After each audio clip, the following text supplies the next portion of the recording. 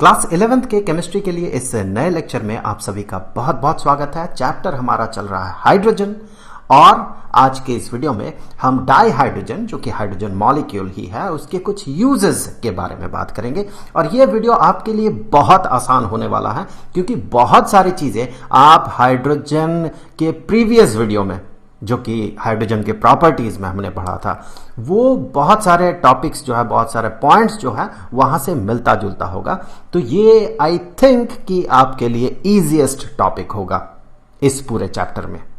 तो चलिए सबसे पहला यूज देखते हैं जो कि बहुत ही इंपॉर्टेंट यूज है कि हाइड्रोजन से हम अमोनिया बना सकते हैं। और अमोनिया को यूज किया जाता है नाइट्रिक एसिड और नाइट्रोजनस फर्टिलाइजर्स जो है उन्हें बनाने में।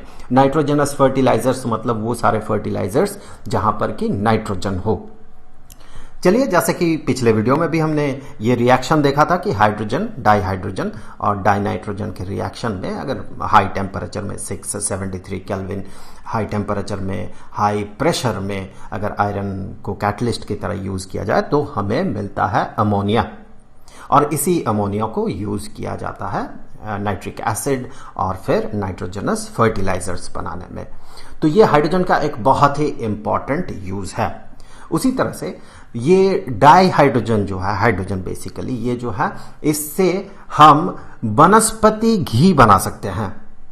जो अनसैचुरेटेड जो वेजिटेबल ऑयल्स होते हैं उनका हाइड्रोजनेशन से हम वनस्पति घी, मर्जरीन वगैरह चीजें बना सकते हैं। तो ये भी एक बहुत ही इंपॉर्टेंट कमर्शियल यूज है।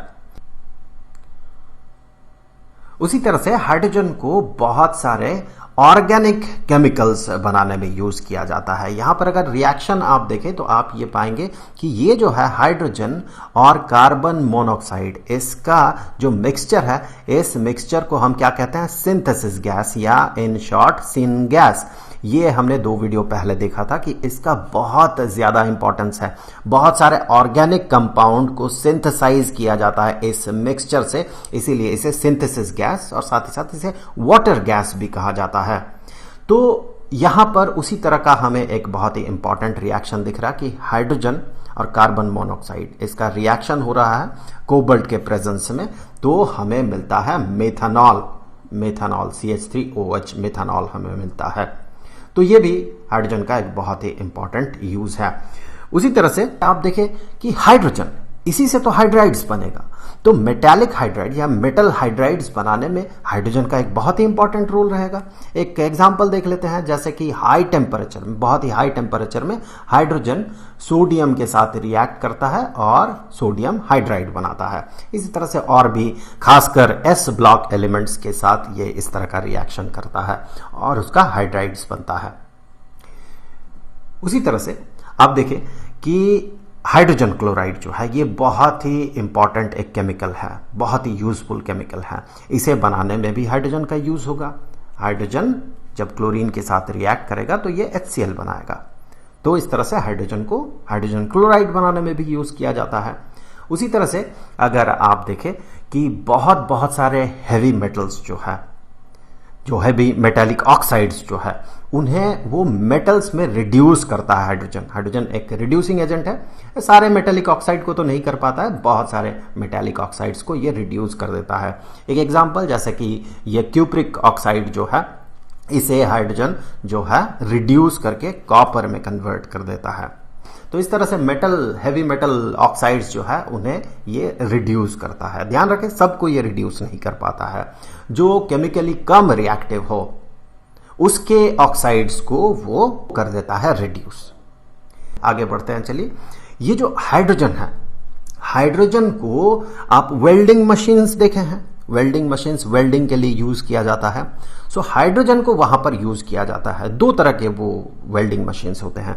एक तो एटॉमिक हाइड्रोजन को यूज करता है और दूसरा ऑक्सी हाइड्रोजन यूज करता है, मतलब ऑक्सीजन हाइड्रोजन का मिक्सचर को यूज करता है वेल्ड करने के लिए। दोनों ही काफी हाई टेम्परेचर क्रिएट कर सकता है। अब ये एटॉमिक हाइड्रोजन वाला जो टॉर्च है जिसे कि हम वेल्डिंग मशीन भी कहते हैं उसे टॉर्च भी कहा जाता है।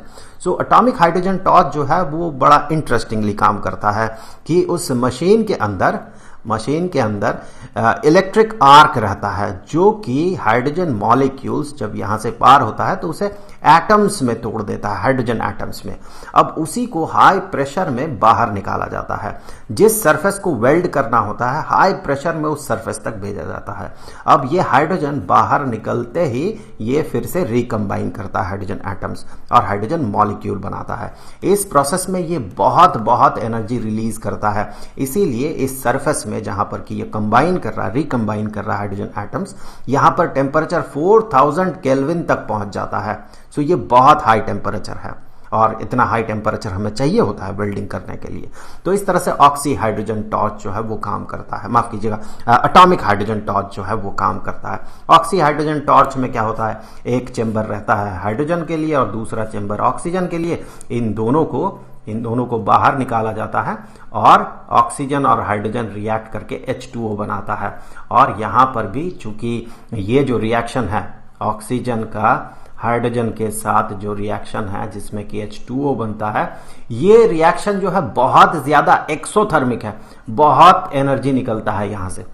जो हमने पढ़ा होगा लास्ट वीडियो में कि ये जो बॉन्ड क्रिएशन एंथैल्पी है या फिर क्रिएशन एंथैल्पी जो है H2O का, ये क्रिएशन एंथैल्पी है नेगेटिव 285.9 इतना किलो जूल पर मोल। मतलब एक मोल पानी बनते हुए इतना एनर्जी वो रिलीज कर देता है, इतना 285.9 किलो जूल पर मोल। इसीलिए ये जो वाटर मॉलिक्यूल का क्रिएशन एंथैल्पी है, ये क्रिएशन एंथैल्पी कहें या फॉर्मेशन एंथैल्पी कहें या एंथैल्पी ऑफ फॉर्मेशन, ये नेगेटिव होता है। क्यों? क्योंकि इस प्रोसेस में ये एनर्जी रिलीज करता है। तो ये बहुत ज्यादा एक्सोथर्मिक रिएक्शन है, इसीलिए यहां बहुत ज्यादा टेम्परेचर बढ़ जाता है जिस सरफेस में इसे हिट किया जाता है और यहां पर रिकम्बाइन करता है हाइड्रोजन और ऑक्सीजन मिलके ये वाटर मॉलिक्यूल बनाता है। सो ये हाइड्रोजन का एक बहुत ही इंपॉर्टेंट यूज है। अब हाइड्रोजन जो है इसे रॉकेट फ्यूल में की तरह यूज किया जाता है। हाइड्रोजन, जैसे कि हमने बात किया, हाइड्रोजन लिक्विड हाइड्रोजन, यहां पर रॉकेट फ्यूल में लिक्विड हाइड्रोजन यूज किया जाता है। लिक्विड हाइड्रोजन और लिक्विड ऑक्सीजन का अलग अलग चेंबर रहता है और उन दोनों को कंबाइन करवाया जाता है। केमिकल रिएक्शन होता है, वहां पर बहुत ज्यादा हीट वो इवॉल्व करता है, हीट जनरेट करता है, वो रॉकेट के प्रोपेलेंट की तरह काम करता है। अब आगे बढ़ते हैं। सेम रीजन है कि चूंकि ये बहुत ज्यादा एक्सोथर्मिक रिएक्शन होता है हाइड्रोजन और ऑक्सीजन का, इसीलिए इसे कार वगैरह में भी यूज करना शुरू कर दिया गया है। अब देखिए कार्स में क्या होता है, वो चलता है पेट्रोल में या डीजल में। पेट्रोल का तो छोड़िए, डीजल जो है बहुत ज्यादा पोल्यूशन करता है, बहुत ज्यादा। ये कार्बन डाइऑक्साइड रिलीज करता है, ये कार्बन मोनोऑक्साइड रिलीज करता है, लेकिन ये उतना ज्यादा हार्मफुल नहीं है जितना कि जो फाइन पार्टिकल्स ये रिलीज करता है। डीजल इंजन बहुत ज्यादा फाइन पार्टिकल्स रिलीज करता है जो कि हमारे लिए बहुत ही हार्मफुल है। इससे कैंसर होता है, फिर फेफड़ों की बीमारी होती है, एजमा जैसी बीमारी हो जाती है। लेकिन जब हाइड्रोजन को फ्यूल की तरह यूज किया जाता है और वही रिएक्शन होता है हाइड्रोजन ऑक्सीजन का। हाइड्रोजन जब ऑक्सीजन के साथ रिएक्ट करता है, huge amount of energy release करता है, उसी से कार वगैरह चलता है। तो हाइड्रोजन को जब यूज किया जाता है तो ये पोल्यूटेंट कम रिलीज करता है, तो ये एक बहुत अच्छा फ्यूल बन सकता है। डाइहाइड्रोजन बहुत ही अच्छा फ्यूल बन सकता है। सो हाइड्रोजन को हम फ्यूल की तरह यूज कर सकते हैं। तो ये तो था कुछ हाइड्रोजन के यूजेस, बहुत ही इंपॉर्टेंट यूजेस जो हैं। अब अगले वीडियो में हम हाइड्रोजन के अगले पार्ट में बात करेंगे जो कि होगा हाइड्राइड्स। उस वीडियो का लिंक आपको यहां पर स्क्रीन में दिख जाएगा, वहां क्लिक करके आप उस वीडियो को जरूर से देख लें। अब जाते जाते मैं आपको बता दूं, इस पूरे चैप्टर का जो प्लेलिस्ट है उसका लिंक आपको डिस्क्रिप्शन में मिलेगा। आई होप कि अगले वीडियो में फिर मुलाकात होगी। तो मिलेंगे आपसे अगले वीडियो में, तब तक के लिए खुश रहें। Good bye.